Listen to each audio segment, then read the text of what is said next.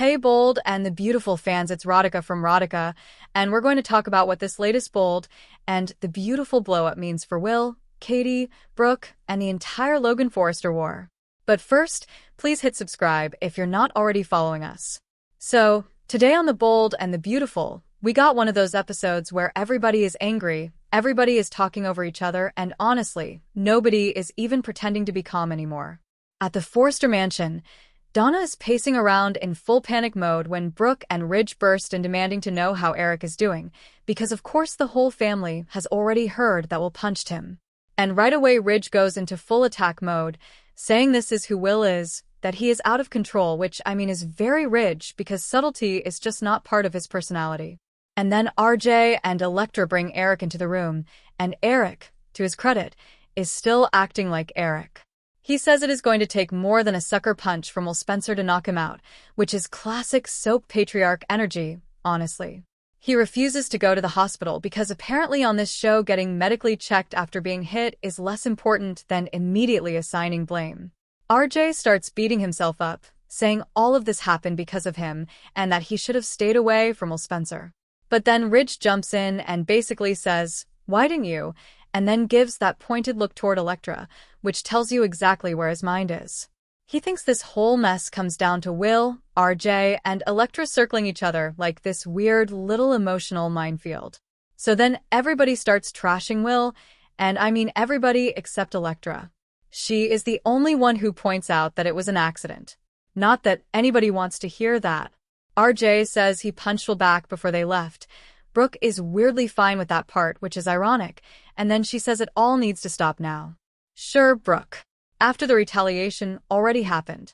And Eric asks Elektra if she finally understands why she has to stay away from Will. So now, in Eric's mind, this is not just some bad moment. This is proof. Proof that Will is trouble, proof that Elektra cannot be around him, proof that the Spencers are a problem. That is how these family wars become reigns of terror. Honestly, one proof speech at a time. Now over at the beach house, Will is replaying the whole thing in his head, and you can tell he is crushed. Katie comes in and confronts him immediately about hitting Eric. She starts fussing over his face and gets the details about what happened, and Will says RJ was provoking him and acting like the arrogant golden boy, and that Eric stepped in. So even in Will's version, this spiraled fast. And Katie just erupts.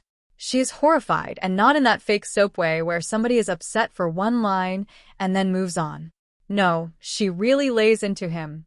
So Katie goes off about the violence, about RJ baiting him, about how fighting is never the answer, and honestly, she is right, even if she is a little late to the party, because this family has been feeding the tension for a while now.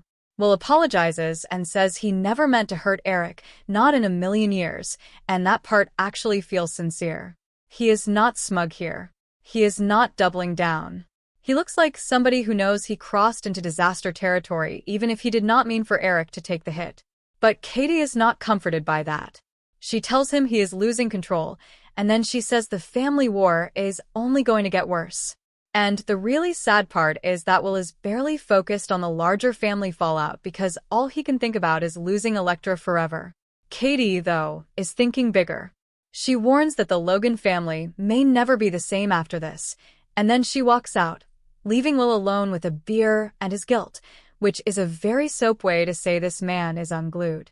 And then we get this little beat at Bikini, where Dylan is cleaning up and the hostess comes over to gossip about Will hitting Eric Forrester.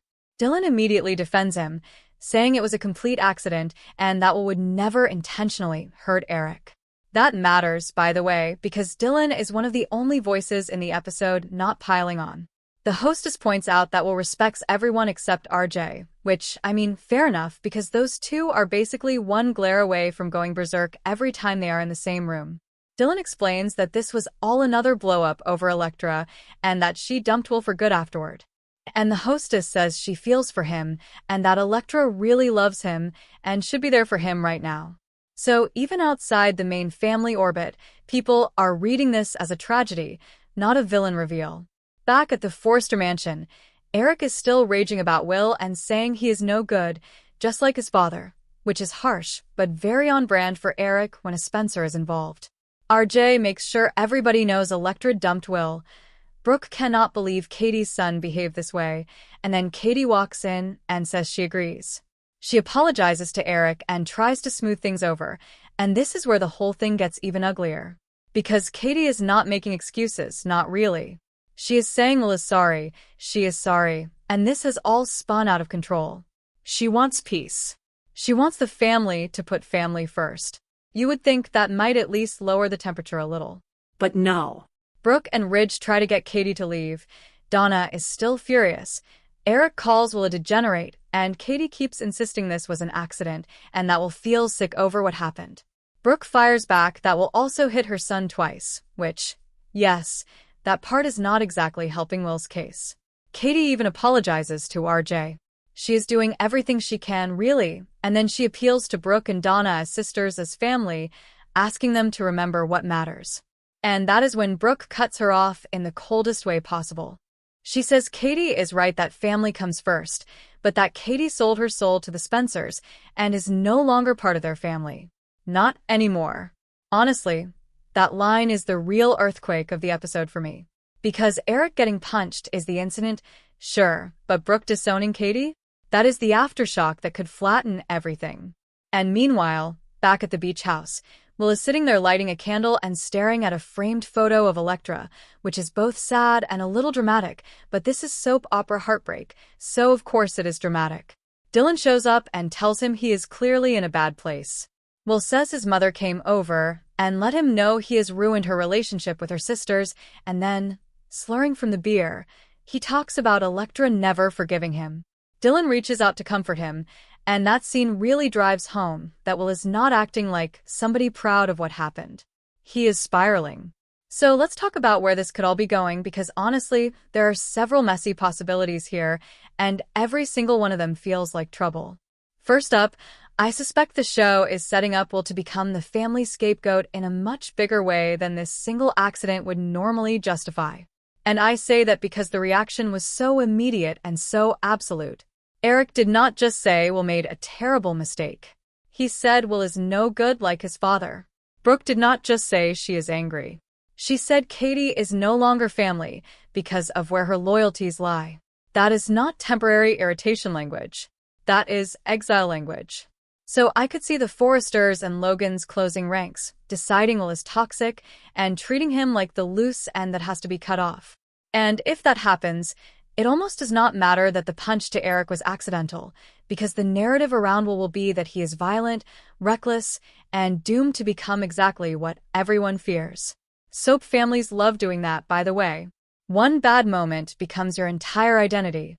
Next, I'm betting Katie is about to be torn in half because Brooke did not just insult her, she basically forced a loyalty test. And Katie is in an impossible spot now. On one side, she has her son, who clearly messed up but is also clearly remorseful. On the other side, she has her sisters and the family bond she has spent years trying to hold on to, and now Brooke is acting like that bond is over. So I wonder if Katie starts pushing back harder than Brooke expects. Up to now, she has been apologizing, trying to make peace, trying to keep everyone from going full World War III. But once Brooke says, "You are not family anymore," that changes the game. At that point, Katie may stop begging for acceptance and start offending Will more aggressively. And honestly, if that happens, Brooke may regret how far she took it. Another possibility is that Elektra becomes the emotional center of this whole disaster, because everybody is talking about her like she is the prize, the trigger, or the cautionary tale, but she is the one person who actually saw the moment with any nuance. She said the hit to Eric was an accident. That matters. So, I could see Elektra eventually becoming the person who either softens the case against Will or makes it worse for him permanently. If she stays firm and says, "No, this relationship is over," then Will's isolation gets even darker. But if she starts to question whether she abandoned him too fast, especially after hearing that he is spiraling and genuinely sorry, then suddenly the whole anti-Will narrative gets shakier. My guess is the show is not done with them at all. You do not have him staring at her photo and drinking sadly unless the writers want us to sit in that heartbreak for a reason. And here's another one. I think RJ is going to keep this feud alive, maybe even more than Ridge or Eric. Because yes, Ridge is furious, and yes, Eric is offended, But RJ is personally invested. He already hit Will back. He is not detached. He is in it. And RJ has been sitting in that righteous golden boy corner for a while now, which honestly makes him very easy to provoke and very hard to humble.